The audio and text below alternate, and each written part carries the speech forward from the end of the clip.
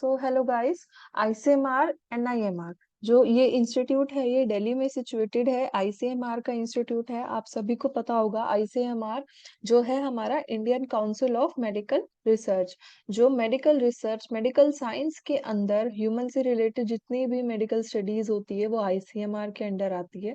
और इसका इंस्टीट्यूट है NIMR, national institute of malaria research. तो ये मेनली सिर्फ स्पेसिफिक है मलेरिया के रिसर्च के ऊपर। तो यहाँ पे आप जब इसका होम पेज खोलेंगे तो यहाँ पे अब बहुत ही एक लेटेस्ट वैकेंसी निकली है जो आज ही हम लोग आपको बता रहे हैं।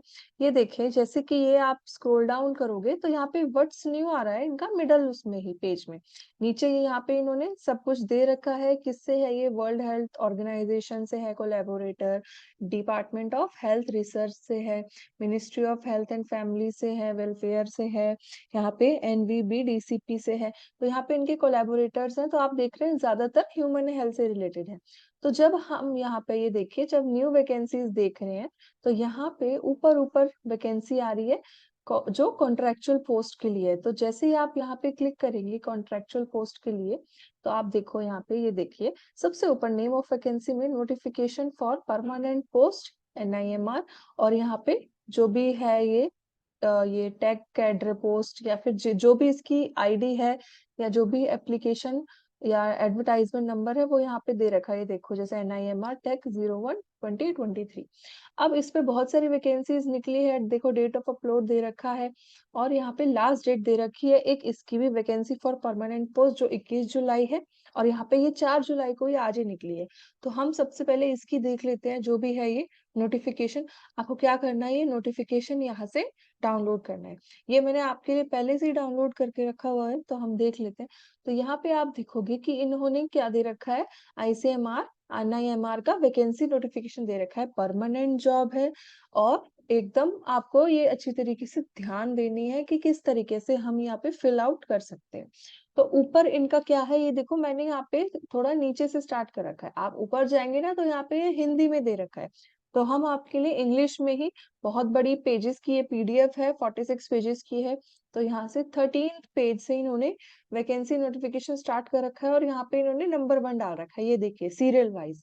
तो जिनको हिंदी में पढ़ना है वो हिंदी में पढ़ सकते हैं यहाँ पे इधर, और इंग्लिश में हम आपको बता रहे हैं।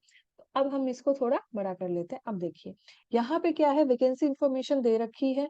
अब वैकेंसी इंफॉर्मेशन किसकी है? टेक्निकल असिस्टेंट टेक्नीशियन की और लेबोरेटरी अटेंडेंट की। ये सारे जितने भी वैकेंसी है परमानेंट है। और यहाँ पे ये देखो लास्ट डेट क्या है, 21/7/2023 5:30 तक यहाँ पे इनकी ये लास्ट डेट दे रखी है। अब आप देखो वैकेंसी नोटिफिकेशन में इन्होंने इंट्रोडक्शन दे रखा है।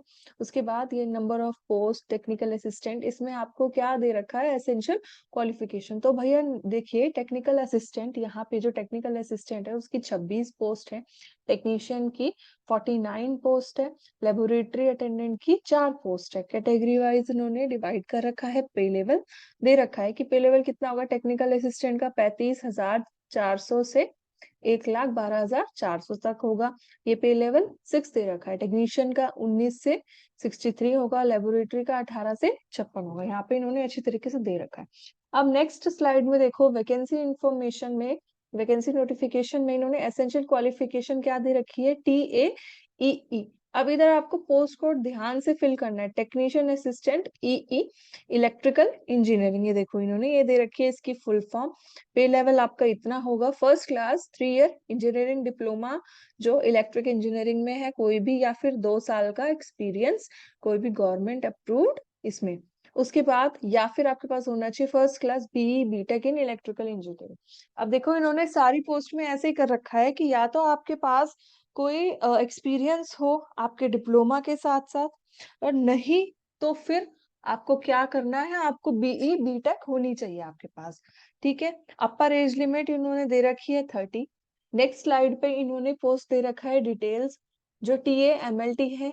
MLT यहाँ पे ये देखो, टेक्निकल असिस्टेंट MLT। और पे लेवल इन्होंने सेम दे रखा है, पोस्ट स्पेसिफाई कर रखी है। एसेंशियल क्वालिफिकेशन में क्या होगा, फर्स्ट क्लास बैचलर डिग्री है, मिनिमम 3 इयर्स मेडिकल लेबोरेटरी में कोई भी गवर्नमेंट यूनिवर्सिटी से, 30 साल तक यहाँ पे आपको ये दे रखा है। उसके बाद सेम इन्होंने सब इस तरीके से दे रखा है। टीए लाइफ साइंस है, पोस्ट बता रखी है क्योंकि उसमें पोस्ट हम देख रहे थे 46 या 49 पोस्ट थी। और उसके बाद एसेंशियल क्वालिफिकेशन क्या देखिए, फर्स्ट क्लास बैचलर डिग्री 3 साल ड्यूरेशन की। और इसमें ये सारे सब्जेक्ट आएंगे, देखिए zoology, chemistry, biotechnology, biochemistry, microbiology, biostatistics और एनवायरमेंटल साइंस। अब जो बच्चे सोचते हैं ना कि देखो कि हमने तो ऑनर्स कर ली या हमारे पास अप्लाइड है, तो इन्होंने सारी कैटेगरी रख रखी। अब रूल क्या आया है कि जूलॉजी, केमिस्ट्री ऑनर्स जो बॉटनी करते थे उनके साथ ही इक्विवेलेंट इन्होंने कौन सी रख दी, बायोकेमिस्ट्री या बायोटेक्नोलॉजी, माइक्रोबायोलॉजी, जो भी ये अप्लाइड सब्जेक्ट थे। तो सब यहाँ पे इक्वल है। लाइफ साइंसेज में क्या आता है, सब बराबर माने जाते हैं। नेक्स्ट इधर छोटी छोटी डिटेल्स दे रखी है सबकी, ये आप पढ़ लीजिए। क्योंकि आपको जिस फील्ड में मान लीजिए वेटरनरी साइंस में लेना है या वेटरनरी साइंस में आपको टेक्निकल असिस्टेंट बनना है, तो यहाँ पे आपको उसी सेम कोर्स के अंदर आपकी डिग्री होनी चाहिए, ठीक है।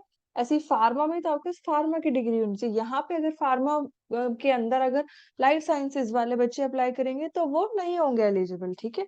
तो आपको ये जरूर ध्यान रखना है। ऐसे ही आपके पास बहुत सारे पोस्ट की यहाँ पे दे रखी है।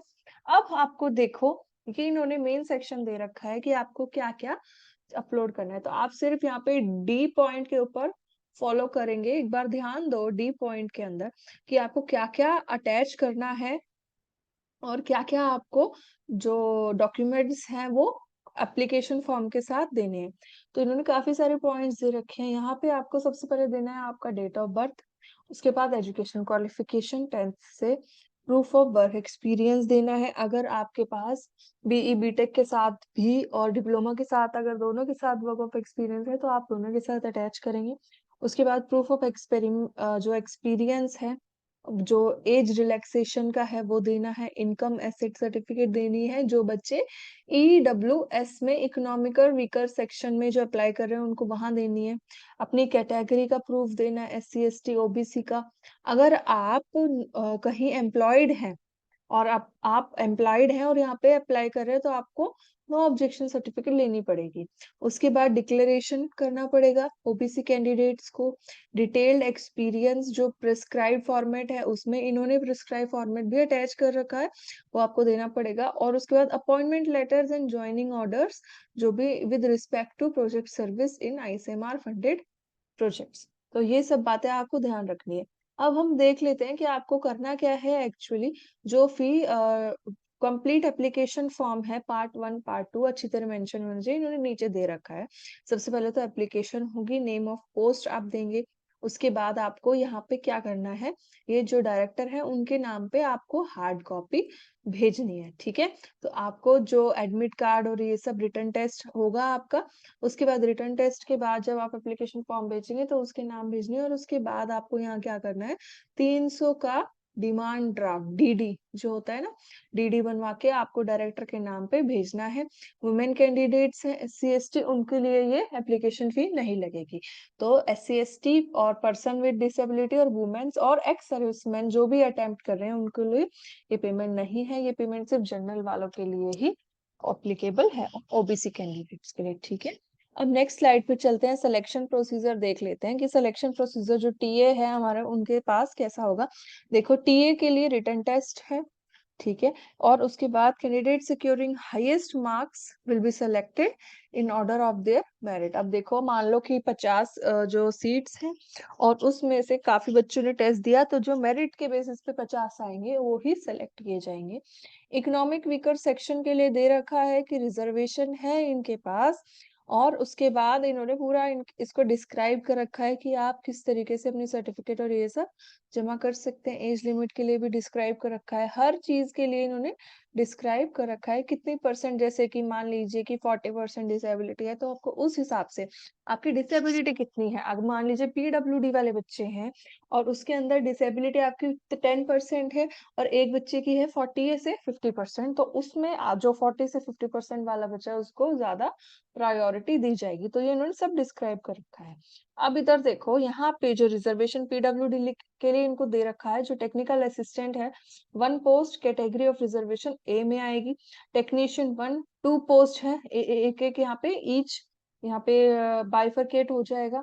और इन्होंने पूरी जो ये है देखो डिस्क्रिप्शन ऑफ कैटेगरी रिजर्वेशन, ये सब इन्होंने यहाँ पे दे रखा है कि ऑटिज्म है, लोकोमोटर है, डेफ है, तो यहाँ पे इन्होंने सब मेंशन कर रखा है अच्छी तरीके से। ये सब आपको देखने की जरूरत है नहीं, क्योंकि जैसे आप फॉर्म फिल करेंगे आपको अपने आप पता लग जाएगा। हमने लास्ट अपनी वीडियोस में भी काफी अच्छी तरीके से डिस्क्राइब किया है कि कैसे रजिस्टर करते हैं, किस तरीके से लॉग इन करते हैं। अब यहाँ पे देखो ये वाली जो है, ये क्या दे रखा है कि यहाँ पे ये एनओसी है कि अगर कोई भी एम्प्लॉयमेंट है, एज रिलैक्सेशन मांग रहा है, तो यहाँ पे एज रिलैक्सेशन का आपका फॉर्मेट है, यही वाला डाउनलोड करके आपको एप्लीकेशन में लगाना है, खुद से आप कुछ नहीं करेंगे। नेक्स्ट यहाँ पे इनकम वीकर सेक्शन वालों के लिए दे रखी है। उसके बाद यहाँ पे क्या दे रखा है, आईसीएमआर प्रोजेक्ट्स में अगर कोई काम कर रहा है उसके लिए, जो ऑलरेडी है उसके अंदर, यहाँ पे इन्होंने बहुत सारी ये पोस्ट अच्छी तरीके से मेंशन कर रखी है। और पोस्ट के साथ साथ क्या दे रखे हैं, एमसीक्यूशन क्या क्या आएंगे, तो फटाफट देख लेते हैं एग्जामिनेशन में कि section A, section B, section C और सेक्शन डी और सेक्शन ई। यहाँ पे देखिए ये टोटल 5 सेक्शन मिलेंगे आपको। 100 नंबर का आपका पेपर होगा, 2 घंटे आपको मिलेंगे। कोई नेगेटिव मार्किंग जो है यहाँ पे मेंशन की गई है जो होगी 0.25 मार्क्स की, तो आप तुक्के नहीं लगा सकते। तो section a general intelligence and reasoning का होगा, सेक्शन बी होगा अवेयरनेस का, सी होगा क्वांटिटेटिव एप्टीट्यूड, डी इंग्लिश का होगा और ई ट्रेड या कोई जो सब्जेक्ट है उसका होगा। तो यहाँ पे 15 15 15 15 और 40, तो यहाँ पे टोटल है आपके 100 नंबर का पेपर होगा। इसी तरीके से लाइफ साइंस में भी सेम इन्होंने दे रखा है। यहाँ पे एनओसी दे रखी है, नो ऑब्जेक्शन सर्टिफिकेट। उसके बाद जो आपकी ये डिक्लेरेशन अंडरटेकिंग है ओबीसी वाले बच्चों के लिए, वो दे रखी है। और यहाँ पे appointment post under the government of India, यहाँ पे इन्होंने ये दे रखी है पूरी सर्टिफिकेट। तो आपको ये देखनी है अच्छी तरीके से, परफॉर्मा दे रखा है। तो ये आप फटाफट से आप आईसीएमआर जो है आपकी, उसकी साइट पे से डाउनलोड कर सकते हैं इंग्लिश मीडियम में।